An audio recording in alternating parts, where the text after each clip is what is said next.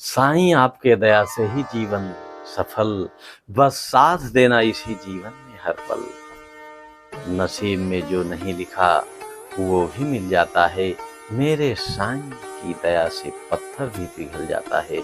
तो ओम साईं राम, जय साईं राम। सभी भक्तों को मैं अपने चैनल मेरे साईं बाबा पर सहर्ष स्वागत और अभिनंदन करता हूँ। तो दोस्तों, हम आपको बाबा की एक कथा आज लेकर के आए हैं जो रामनवमी पुरुष से लेकर के जुड़ी हुई है और इसका चित्रण साईं सच्चरित्र में भी किया गया है। जब सद्गुरु ही नैया के खेवैया हों तो निश्चित ही वो कुशल पूर्वक सरलता से भवसागर को पार उतर जाता है। यदि हम समर्पण भाव से साईं के रूप को निहारते हैं तो दर्शन मात्र से प्रफुल्लता से रुंध कर गए गला रुंध जाता है और आंखों से अश्रुओं की धारा बहने लगती है। साईं ने भक्तों के कल्याणार्थ स्वयं वचनों से आश्वस्त किया था। उन्होंने कहा था कि मेरे भक्त को कभी भी अन्न और वस्त्र की कमी नहीं हो सकती। यदि वो मेरे शरणागत है तो उनके कल्याणार्थ ही मैं काम करता हूँ। शिरडी में मनाए जाने वाले उत्सवों में रामनवमी अधिक धूमधाम से मनाई जाती थी और कोपर गांव से ही एक गोपाल राव कुंड नाम के व्यक्ति थे जो एक इंस्पेक्टर थे, बाबा के परम भक्त थे। उनके 3 स्त्रियां थी परंतु उनके कोई औलाद नहीं था। इस बात पे वो बहुत दुखी रहते थे। उन्होंने बाबा की निरंतर सेवा की और बाबा उन पर प्रसन्न भी हुए और प्रसन्न होने के बाद उनको पुत्र रत्न की प्राप्ति हुई। बाबा की अनंत सेवा के बाद ही वो एक ऐसी उल्लास से भर गए जो पुत्र रत्न के प्राप्ति के बाद उन्होंने उर्स मेला को भरने के लिए एक उत्सव मनाने की उन्होंने विचार किया। शिरडी में अन्य भक्त तात्या पाटिल, दादा पाटिल, माधवराव पांडे, इनसे उन्होंने परामर्श किया तो उन्होंने सहर्ष मेला या उर्स के लिए हाँ कर दिया और शिरडी के और भी जो भक्त थे बाबा के बहुत करीब, सभी से उनकी अनुमति उनको प्राप्त हो चुकी। मेला या उर्स के लिए एक सरकारी अनुमति की आवश्यकता होती है। बाबा की तो अनुमति उनको पहले ही प्राप्त हो चुकी थी कि बिल्कुल कराइए, लेकिन सरकारी अनुमति के लिए जिला मजिस्ट्रेट के लिए उन्होंने एक आवेदन लिखा, परंतु पटवारी जो ग्राम पटवारी होता है उसकी गलत रिपोर्ट की वजह से वहां से अनुमति प्राप्त नहीं हुई। इसके पहले बाबा तो अनुमति दे ही चुके थे, पुनः प्रयत्न फिर किया गया तो अनुमति उनको प्राप्त हो गई और साईनाथ की कृपा से यह निष्कर्ष रखते हुए कि रामनवमी एकीकरण तथा हिंदू मुस्लिम को ध्यान रखते हुए प्रथम बाधा तो टल गई, परंतु एक समस्या अभी भी बाकी थी। वो थी इतनी भीड़ आएगी तो इसके लिए पानी की व्यवस्था कैसे होगी। तो शिरडी में केवल 2 ही कुएं थे, जिनमें से एक कुएं में तो पानी नहीं था और एक कुएं में पानी था तो वो बहुत खारा पानी था, जिसकी वजह से उसका पानी पीने लायक नहीं था। लेकिन साईनाथ के चमत्कार और उनकी कृपा से उसमें बाबा ने फूल डाले और वो पानी मीठा हो गया। गोपाल राव गुंड एक मित्र थे जो उनके दामू अन्ना कासार नाम था और वो दामू अन्ना कासार भी उनके कोई पुत्र नहीं था, लेकिन बाबा की कृपा से और उनके आशीर्वाद से उनको भी पुत्र रत्न की प्राप्ति हुई। यह बात उन्होंने गोपाल राव गुंड ने कासार साहब से कहा, अन्ना दामू से कि झंडियों की व्यवस्था करना, जिससे एक झंडी की व्यवस्था उन्होंने किया और इसके अलावा एक और वहाँ पर शिरडी के ही रहने वाले नाना निमोरकर नाम के व्यक्ति थे, तो और झंडियों की व्यवस्था नाना निमोड़ करने किया और द्वारका माई के कोने पर वो झंडियां लगा दी जाती हैं और इस तरीके से ध्वजों की व्यवस्था हो गई और तमाम व्यवस्था जो थी। इसके अलावा राधा कृष्ण माई नाम की जो एक महिला थी, उन्होंने भी इसमें बहुत ही बढ़ चढ़ करके हिस्सेदारी लिया।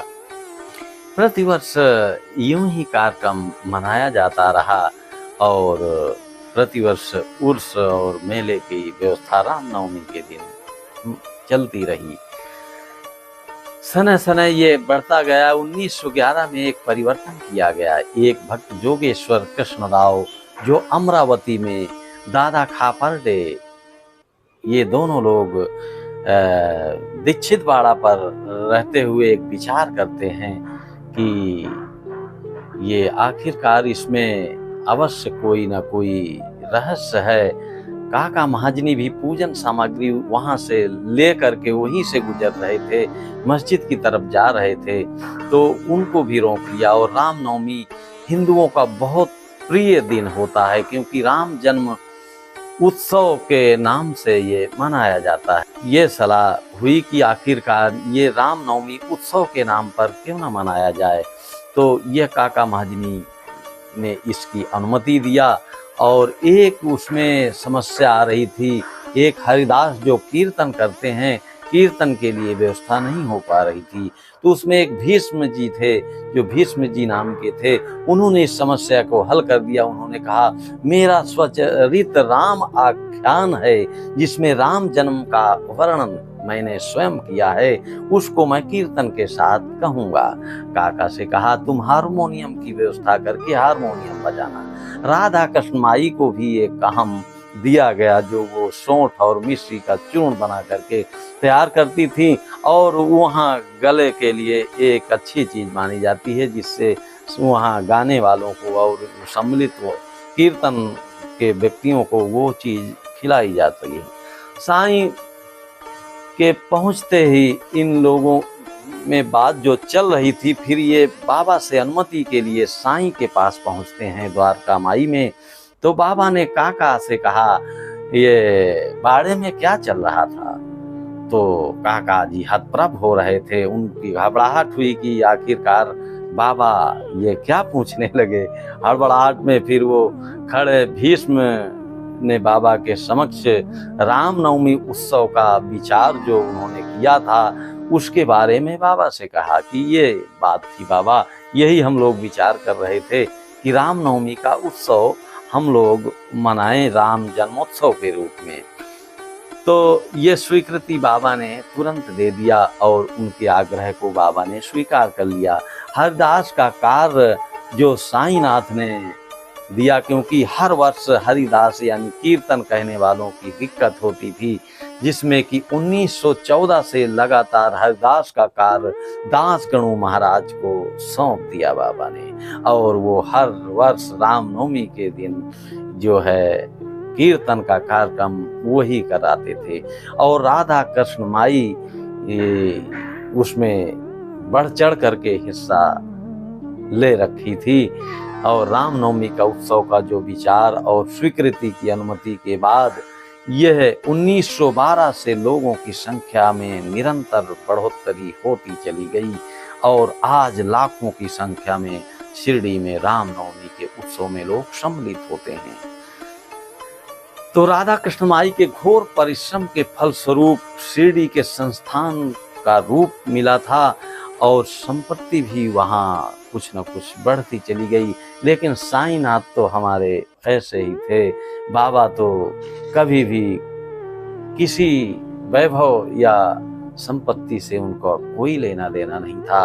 वही फटे पुराने कपड़े और वही द्वारका माई टूटी फूटी, वहीं पे उनका विश्राम और निवास था, जो कि आज हमारे साईनाथ बाबा का भव्य मंदिर, लाखों लोग उनके दर्शन से तृप्त होते हैं और उनके कल्याण होते हैं और अनंत चमत्कारों के साथ बाबा आज भी हम लोगों के बीच हैं। तो दोस्तों, बाबा की ये कथा रामनवमी को समर्पित करते हुए मैं राम जन्मोत्सव की सभी को बधाई देते हुए पुनः यह आग्रह करूँगा, यदि आपको ये जानकारी अच्छी लगी हो तो कमेंट बॉक्स में ओम साईं राम जरूर लिख देना।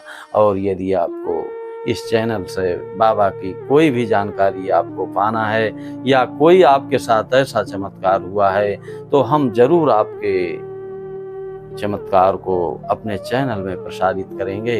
आप हमारे को जरूर बताएं। ओम साईं राम, जय साईं राम। सभी भक्तों का कल्याण। ओम साईं।